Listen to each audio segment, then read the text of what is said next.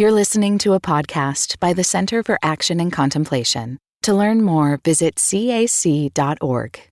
When I was a little boy, I lived in upstate New York, not too far from the Great Lakes. We were way, way out in the country, and I have this primal memory. I was no more than 4 years old, and I would go along the edge of our house, the cement foundation of our house, and I would pull back the grass at the edge of the cement. And there would be these little salamanders called red efts. They were the larval stage of a salamander that would later move into the water. But these little beautiful orange brick red creatures would be there between the grass and the cement. And I just have this primal memory of the wonder of seeing one of these creatures. In my yard there in the country in New York, there were lots of rocks that were filled with fossils. And if those rocks were in the water, I would go pick them up and study the fossils. And maybe under the rock would be a crayfish or a dusky salamander. Or if I lifted those same rocks that were on land, there might be a garter snake or red-bellied snake or milk snake under them. I think those little red efts and those fossil rocks made a lifelong impact on me. They gave me a sense of curiosity and wonder about nature, non-living and living. When you start to see the world with that kind of curiosity and wonder, it gets very hard to be bored. Your life is just filled with constant opportunities to be amazed. I think I had a feeling often in school that maybe you've had as well. This feeling that education involved explaining away the wonder. I would see this amazing snake going through the grass, and I'd be amazed by it. But maybe I'd be told, oh, that's nothing but Lampropeltis jatalis. Or in other words, by giving a Latin name to it, it now was nothing but an example of this category of scientific phenomenon. It's so strange that by naming something, we think we actually understand it, and we've removed its wonder. I think I had the same feeling in church. I was taught to see the natural world as God's creation, and in that way, it was only important because it either proved how great God was to make it, or it was more evidence for culture war battles between evolutionism and creationism or whatever. It just felt like heaven and hell were really the important items in the universe, and a red eft or a fossil in a rock or a crayfish, they just weren't so important. I remember there was a song I really loved to sing in church. It was called Fairest Lord Jesus. One of the verses said, "Fair are the meadows, fairer still the woodlands, robed in the blooming garb of spring." I still remember those lines from that hymn. Of course, what came next, though, was Jesus shines fairer, Jesus shines purer.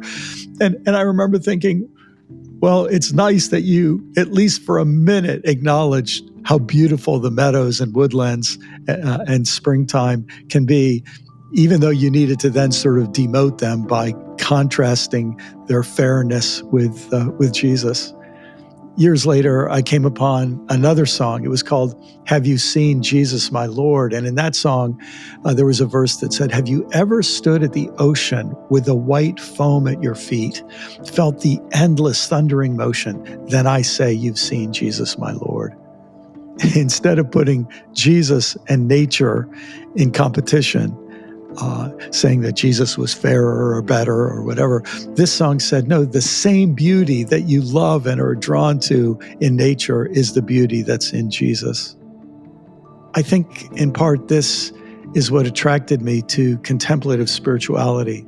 Instead of dismissing the natural world, contemplative spirituality invited me to see the divine in the natural world, to enjoy it for its endless depth of meaning and insight. There was a great 19th century philosopher who wrote a multi-volume work called Modern Painters. Interesting that a philosopher would take painting so seriously. And John Ruskin, this philosopher, said, the greatest thing a human soul ever does in this world is to see something and tell what it saw in a plain way. Let me say that again. The greatest thing a human soul ever does in this world is to see something and tell what it saw in a plain way. Hundreds of people can talk for one who can think, but thousands can think for one who can see. To see clearly is poetry, prophecy, and religion all in one. I hope those words from John Ruskin help you feel why I think it's so important for us to learn to see this beautiful natural world around us.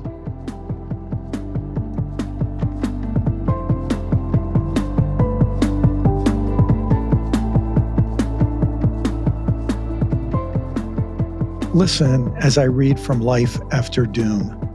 This is from chapter 4 of Life After Doom, Wisdom and Courage for a World Falling Apart.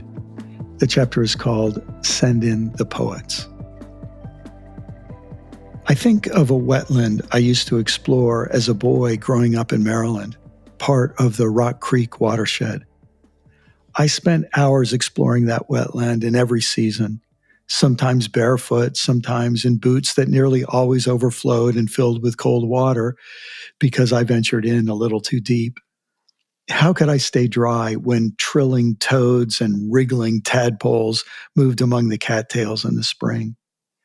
How could I stay away in summer and miss a chance to see that single great blue heron or mammoth snapping turtle who both hunted there, resident dinosaurs to my boyhood imagination? How could I not search for newts and crayfish in its cold waters in autumn, its sky-mirroring surface dappled by yellow tulip poplar, red maple, and orange amber sweet gum leaves?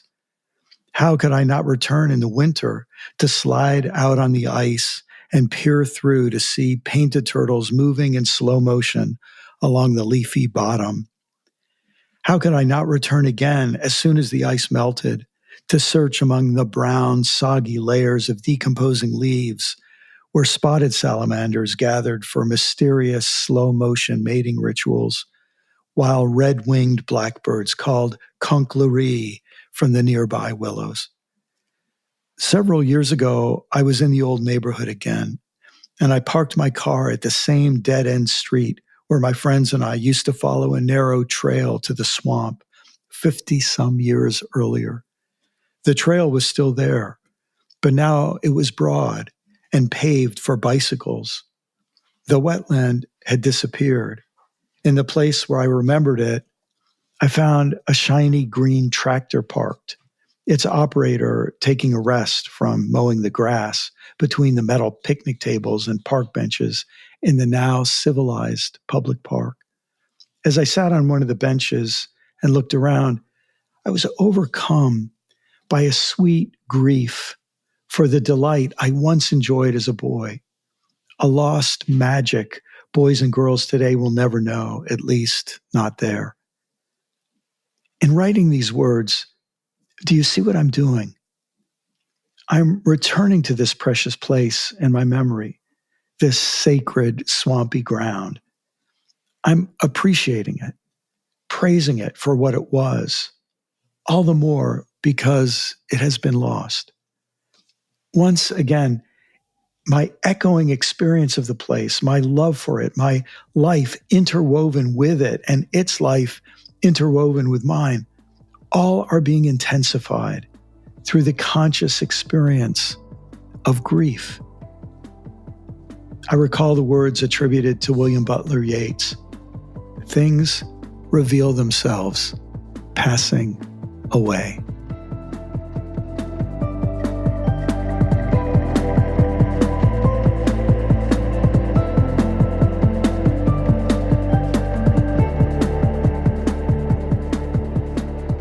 I have 5 amazing grandchildren. I'll be glad to show you all pictures anytime.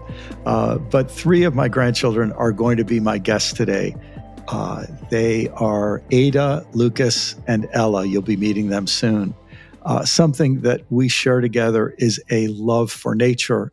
And I thought in this conversation, you may start to just get a little taste of the child's eyes looking at the world that all of us had at one point. It might have been being at the beach and seeing a flock of seagulls in flight that suddenly made you aware of beauty in a way you'd never felt it before. Or it may have been the first dog that you really knew and loved and connected with, and that helped you think of intelligence that was different than your own and beautiful in its own unique way. It might have been some other scene where you felt sacredness and holiness and depth in the natural world. And it's easy for us, being so busy as adults, torn in so many different directions, to forget that childlike wonder at this beautiful world. So I am so happy you're going to get to eavesdrop on this conversation. Thanks for being part of this adventure, learning how to see nature.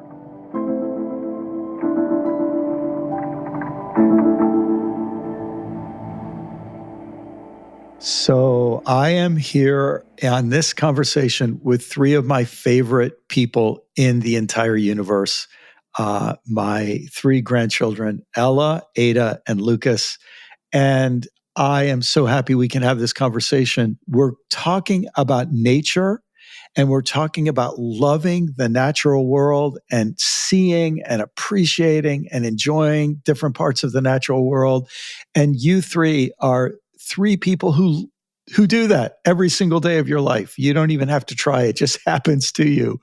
And so I want to begin. I want to start with you, Lucas, because I think all of us would agree that you're kind of you're way out ahead in like total love for nature, and you have super high amount of passion about nature. Could you first tell us about yourself and how old you are, what grade you're in, and then a little bit about how that happened to you? How did you become this kind of a person?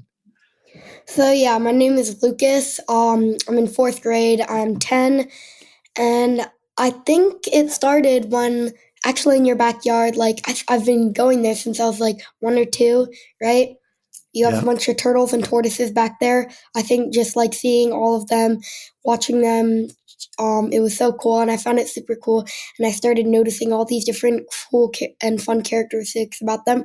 And then when I went back home, I just started noticing that about more and more animals, and it just sort of evolved into a love of them all animals maybe. You're crazy about animals. Let me ask, I'm just curious. I don't even think I know this. Do you feel like you're equally crazy or crazy in the same way about stars or weather or trees or plants or rocks and that sort of thing? Or does it just feel like animals is where your passion is? Well, yeah, I think they're all really cool, but I love watching animals, seeing their characteristics, hanging out with them. I'm really like that. Ada, what is it like to be the sister of somebody like Lucas who really, really loves animals like that? And first, tell us who you are and how old you are. My name's Ada. I am 7, and I am in 2nd grade. It feels really amazing to have Lucas as my brother. Because it feels really good when I like to go outside in nature too, and I like to find fun games to play with him. And so that feels really special to me. Tell me, what do you think his very favorite animal is? Well, I think he really likes newts, but I think he especially likes his newts that he has in his room. I think he really likes those. Yes. And I wonder, do you find that you have some favorite kind of animals too, Ada? Well, I don't exactly have a favorite animal, but I really like dogs and cats. Tell me what you like about them. I've lived with dogs almost all my life, and cats I think are really nice too, because they're kind of like dogs' cousins, I feel like. And so that is what I think about them. Yeah, that's fantastic. And Ella, you are the older sister in the family, and you've watched your brother and younger sister march off into a creek and flip rocks to find salamanders. And tell me what it's like to observe that in them, and tell me of how that affects you. But if you'd also begin by just telling us your age and anything else about you. Yeah. So I'm Ella. I'm 12 years old. I'm in 7th grade. I feel like Lucas he's always had this like love of nature from when he was like really small. And I think he probably got that from you. Just going to your house and like being able to interact with animals. And it's brought him closer and closer to this like to nature. And I think as he's grown up, that love has got stronger. And he's always like, he'll always call me over and show me something cool he found, or like tell me he'll rattle off fun facts about animals. And I think he has affected Ada in that sense. Like, I feel like without him as her older brother, she would not love nature as much as she does. How has it affected you? I was never like a super, like, I would love to go outside, but I was never like a super nature kid until my brother was born. I love to be outside, but I wasn't like an animal person necessarily. And when Lucas got into our family, just like so many opportunities for me opened up, and I like got to see more of the nature world. And you welcomed it. You accepted it. You have so many interests. You're an incredible singer and musician, and you're a great athlete, a fantastic basketball player. But you have a kind of a new nature passion as well. Could you talk about that a little bit? Yeah. So, I mean, I love being outside, but recently I've gotten into horseback riding, which I think has like upped my connection with nature even more. I used to ride Western, and now I ride English, and I'm getting more into the competition state. It's just like it's a new passion of mine. So I want to ask you a tough question, and I'm going to ask a similar question to Lucas and Ada, but why horses? Like, why have horses grabbed your attention that way? What is it about them? How would you describe what it makes you feel? I'm really interested in that. I mean, it makes you feel like you're on top of the world, but like, it's not just that it's like super cool to control an 1,000-pound animal with your thighs. Like, that's amazing in itself. But I feel like I saw something so human in horses. And any horse that you get on, you're literally trusting them with your life. And I feel like to be able to trust them, like, you know that they're going to take care of you, and you know, even when you can't talk to them. I feel like it's just this like connection that I don't get with many other animals. I'm so impressed by that. You do, in a certain sense, control them, but then you went right from control to you see some human-like quality in them. And it sounds like that's something you connect to. It's not just about control. It's about, there's like a two-way street. And the other part of it is you might have some control over them, but you have to trust them. Yeah, 100%. That's so interesting. It's like a deeper connection and relationship. And you've worked with a lot of different individual horses. Tell me how does a 12-year-old young woman make friends with a horse? Like, how do you get to know a horse? Tell me about that. Well, I mean, for some horses, when you walk up to them, you can like, you know what their personality is right away. Like, some horses, when you approach them, they'll spook. Some of them will turn their butt to you and make their ears flat, and they'll make it clear that they're sassy. They don't want you coming near them. Some of them they'll let you approach them, and they'll ask for pets. Some of them will rub their head against you. I mean, that you can just tell their personality so much from their body language. And I think this is also like, that's also what attracts me to them, because in humans, like, you tell their personalities from talking to them, and from horses, you can just tell from their body language. It's like a deeper kind of well, maybe not deeper like in Better, but a different kind of communication and understanding. 100%. Yeah. Do you think a horse is making a similar kind of assessment of you? Like, what kind of human is this walking up to me? Definitely. I mean, if you're like super loud when you approach them, they'll probably start to make assumptions about you.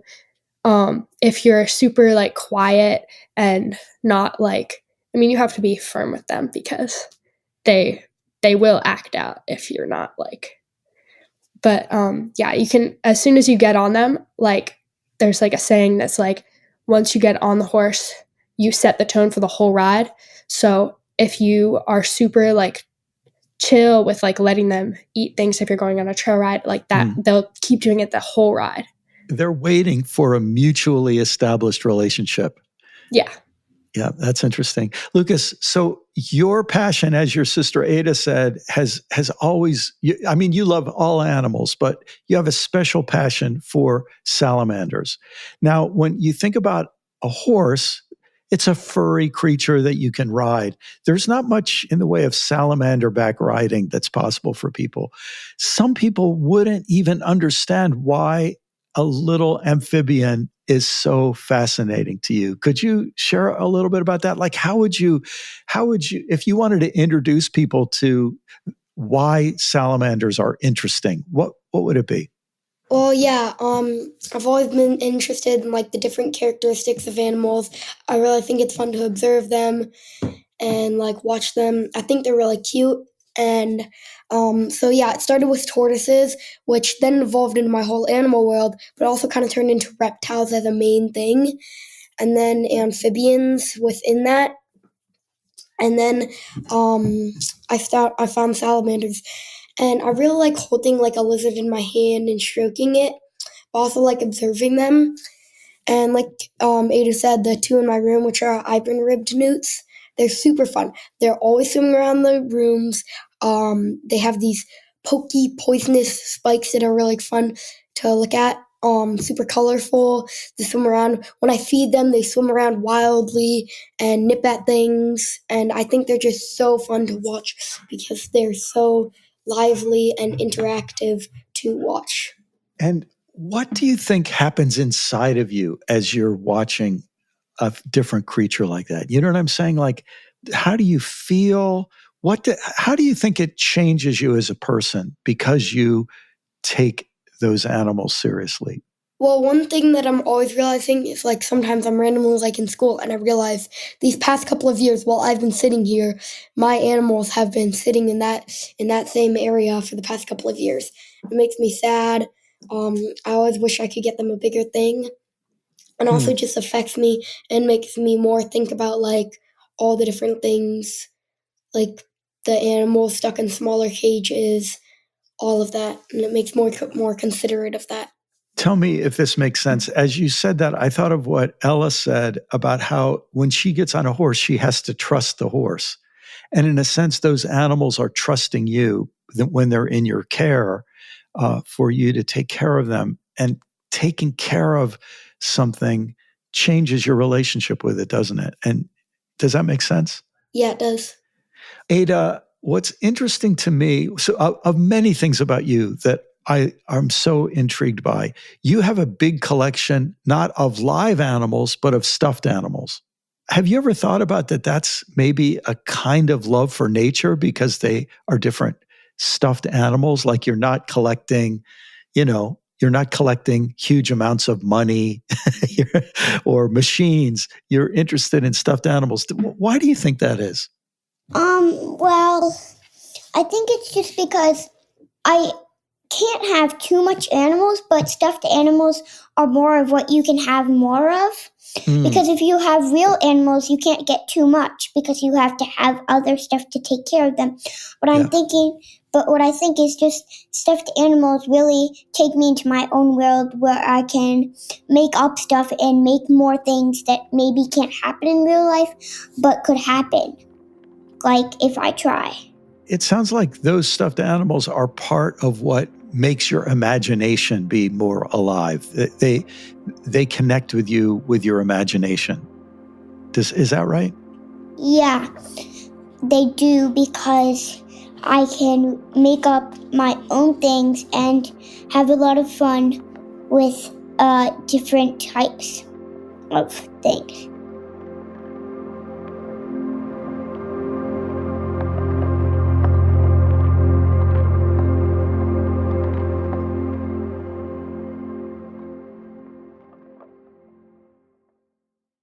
What does it mean to embody salt and light? In 2025, Richard Rohr's daily meditations turn to Jesus' timeless metaphor for reflecting love into the world. Amid this season of uncertainty, join us in living with trust, being salt and light. For 18 years, the daily meditations have inspired thousands of readers like you. Subscribe today at cac.org/saltlight2025. That's cac.org/SALTLIGHT2025.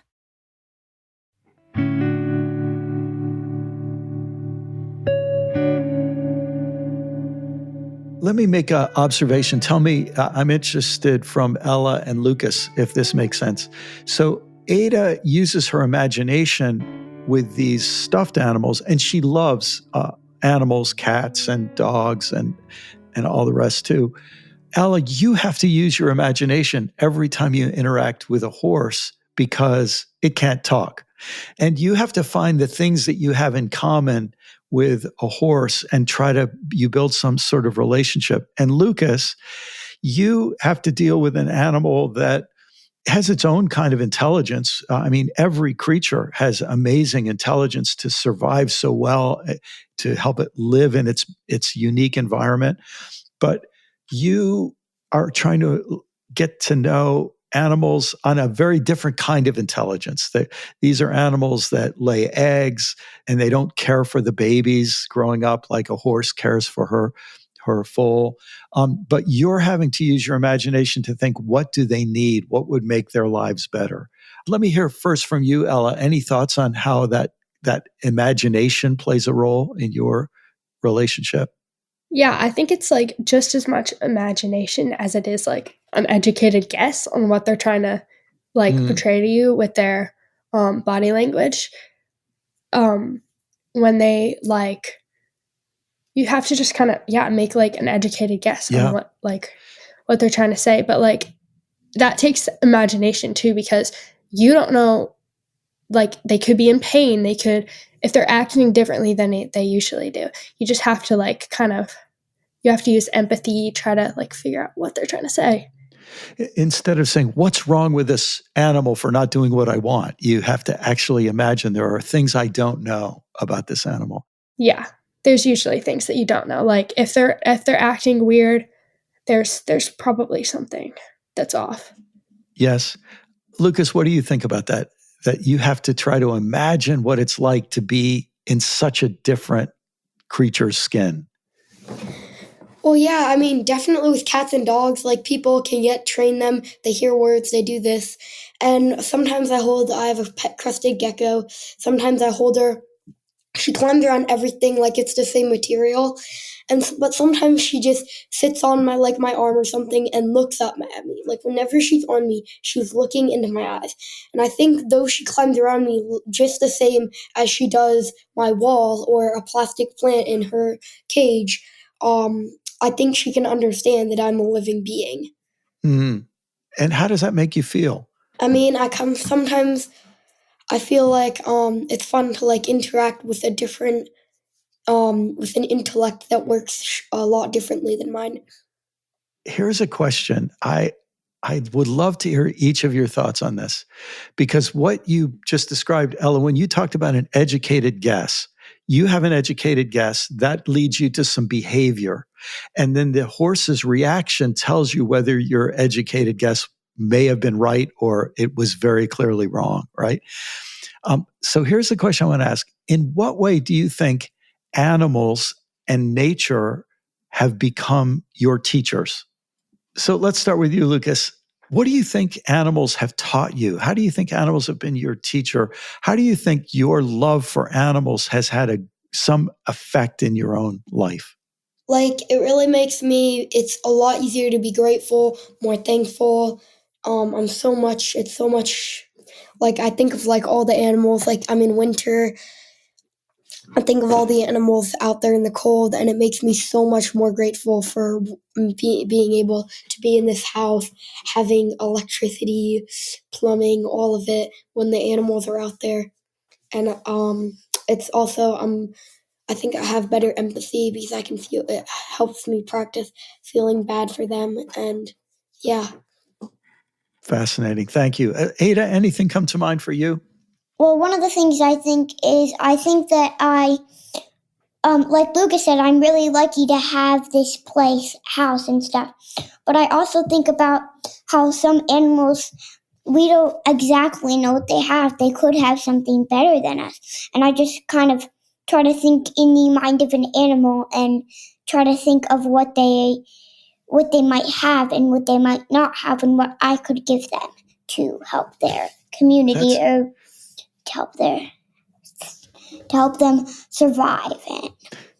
Ada, what you just said, I think has a lot of insight to it, because most people think they're better than animals in every way, that they're just so much better and smarter and more important than animals. But you're saying animals might have something to teach us too, or they might have some abilities that we could learn something from. Is that kind of what you're saying? Yeah. Ella, how about you? In what way do you think animals in general, and I'm especially thinking of your relationship with horses, tell me how in some ways you feel it might teach you something or be in the process of teaching you something? So I feel like any animal, big or small, they teach you responsibility. So, like, if you find, I don't know, I'll take Lucas for example, we found some turtles out in the street. It takes a lot of responsibility because their life is in your hands, and you have to figure out what's the smartest decision to benefit them. So whether that's keeping the turtles and caring for them or giving them to a rehab center, or when you own a horse, making sure you have the money and the care to like provide for it, because if you don't, then it's going to struggle and it's not. So I think they teach us like a lot of responsibility. That brings me maybe to my last question I'd love to hear your thoughts on. I'm pretty sure each of you know that people aren't using their responsibility to take care of all of the earth, all of the plants and animals. People aren't using their responsibility very well to do this. And we have to figure out a different relationship with the earth that we're going to have going forward. I'd love to know, first, could each of you tell me a little bit about what you know about the problems that people have in taking care of the earth, one of them that really concerns you a lot, and then I'll ask you a follow-up question. But let's just start with, let's go with Ada, then Lucas, then Ella. Ada, have you ever heard of climate change? Yeah. Tell me what your idea of that is. What do you think that is? Well, I think climate change, I guess it's kind of like when the area changes a little bit and when things are changing and outside and when things are just changing, like maybe the weather would change and it could be sunny to rainy. And so I think it's a lot about how it's just changing the earth a lot. And that's what I think about climate change. So you are 7 years old and you've been around for 7 years, but some things maybe change so slowly that you wouldn't notice the changes in 7 years. Some things might change more quickly and you could notice those changes in 7 years of life. How about you, Lucas? Talk to me about what you know about ways that human beings are causing problems with the earth? Well, first, what you said about climate change, like we moved to the house we're at 2 years ago, I believe, and the year we came, there were heaps and heaps of snow. Every couple of days, we got like a foot of snow. 2 years later, we had one major snowstorm, a bunch of snow. That's about it. One major snowstorm, and I think that's climate change because the Earth is overheating. Let me just interrupt you for a second there, Lucas, and say, yeah, I think we could all see like maybe you just have one weird winter. But if you start to see a pattern over many, many years and you can take measurements and then you see things are really changing, that would be an example of not just weather change, but climate change. Now, what's normal is changing over time. And that would be hard for a kid to know, right? Because you haven't been around that long. It takes people who really study to know how those changes work. Keep going, though. What I also don't, we're all three of us are actually vegetarians, and I really don't like the thought that there are hundreds and hundreds of like different animals. Some chickens, they spend their whole 20 years of life sitting in a box that they cannot move around at all, just being fed and laying eggs all day. And as soon as they lay eggs too slow, they get their head chopped off. And that makes you feel we ought to have a better relationship with animals than treating them in such a terrible way. Yeah. That's a great example. Ella, how about you? You're a little bit older. You probably heard more about this, thought about it a little bit more. Yeah, so actually for my global studies class, I'm writing an essay on climate change. So I have some statistics. And it's like gotten me super into this whole thing because it's like so far since the climate gradually started changing somewhere in the 1900s, the globe has heated up from, I think, between 1.2 degrees and 2.2 degrees Fahrenheit. That's probably a rough estimate, which it doesn't seem like a lot, but there's like, I think, it's not a lot, but when it's like in a place like the North or South Pole where the temperatures are so consistent and it just changes a little bit, it causes like miles and miles of icebergs to melt. And there are a lot of things that it affects. It's releasing diseases, which like I think there were reindeer carcasses that were found, and they released a breakout of some virus. I can't recall what it is. And then it also affects like the weather patterns. I'm sure everyone's noticed are getting like super wacky. Like the summers are in the hundreds and the winters are either they're like very minimal or they're like getting extreme. It also affects agriculture, which at some point I think might be one of the biggest problems because I think it's just supposed to crash and burn.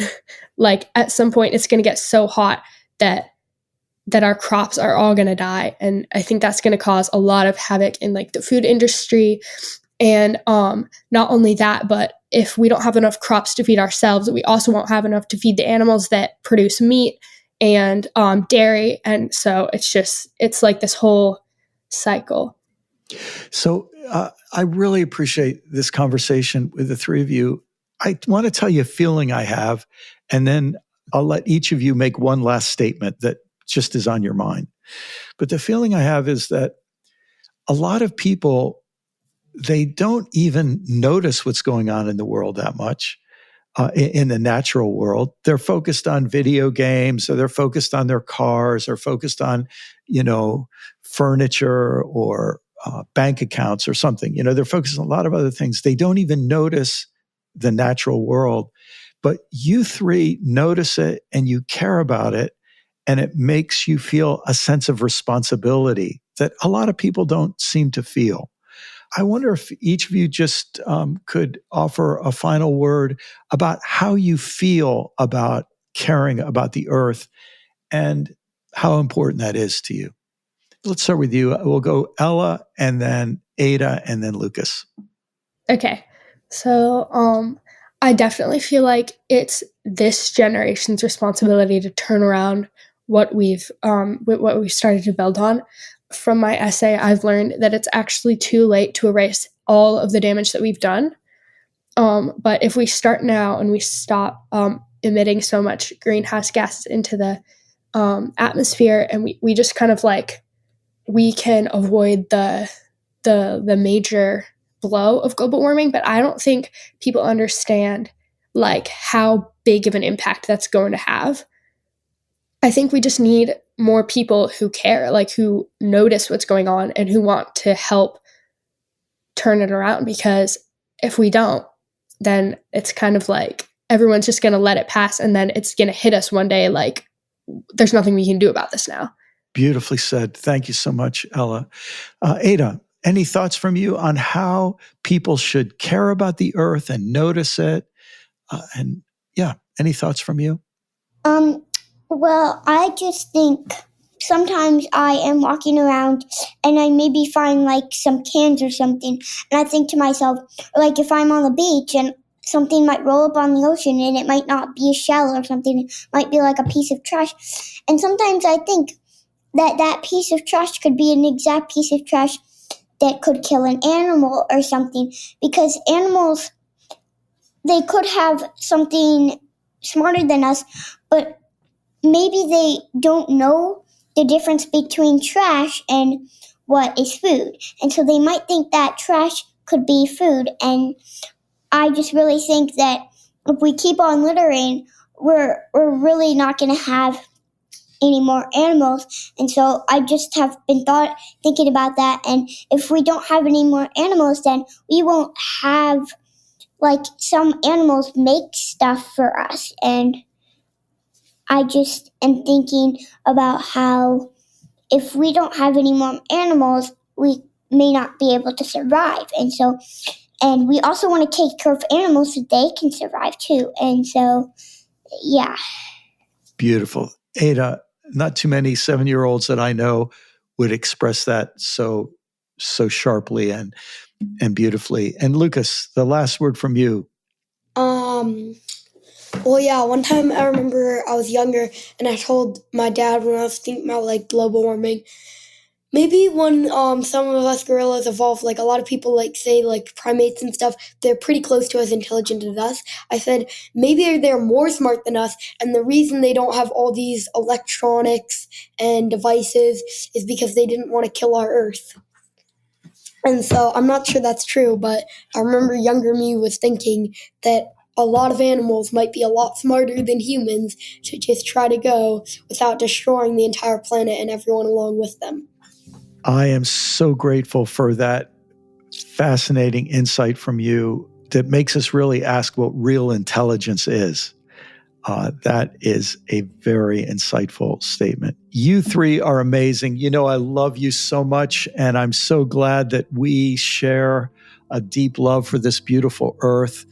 You know, a lot of times if you ever walk into a really beautiful church building and you feel, wow, this place is really special, I think that beautiful feeling there, we feel when we're walking along the beach, seeing starfish and hermit crabs in the water, or if we're walking through the prairie on your property and we're seeing the incredible wildflowers. And aren't honeybees amazing? Just all those honeybees and all the rest. We're so blessed. And we've shared so many great times together in this beautiful natural world.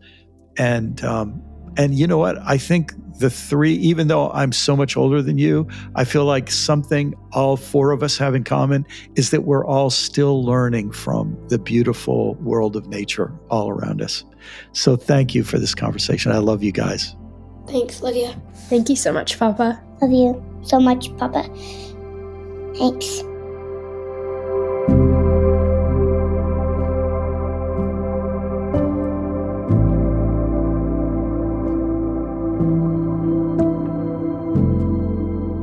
Thanks so much for investing your precious time and attention in learning how to see.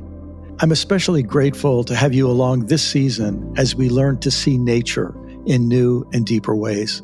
I believe a transformation in the way we see the earth and all her creatures will deeply enrich your life personally. And I also believe that our shared future and the future of our planet depend on more and more of us learning how to see nature in a new way. This change in seeing isn't just a matter of enrichment, it's also a matter of survival. As a result of our being part of this season of the podcast, I hope we will learn to see ourselves not only in relation to nature, but also as part of nature. I hope we will learn to encounter the spirit or presence or glory of God incarnate in nature, to see the divine and all creatures and all matter and energy, including ourselves, as part of one sacred web or cosmic dance of life. I hope we will all be converted from destroyers or consumers of the web of life into its lovers and healers. If you're interested in learning more, be sure to check out the show notes for links to our guests and the resources they offer. And you may also be interested in my upcoming book, Life After Doom, Wisdom and Courage for a World Falling Apart. Thanks as always to Corey Wayne, the skilled and kind producer of this podcast, and to the whole CAC community, staff, faculty, students, and supporters. If you'd like to leave us a question, brief message, or story, you can write us an email or send us a voicemail, and you'll find instructions in the show notes. If you enjoy this podcast, I hope you'll share it with some friends. Again, I thank you.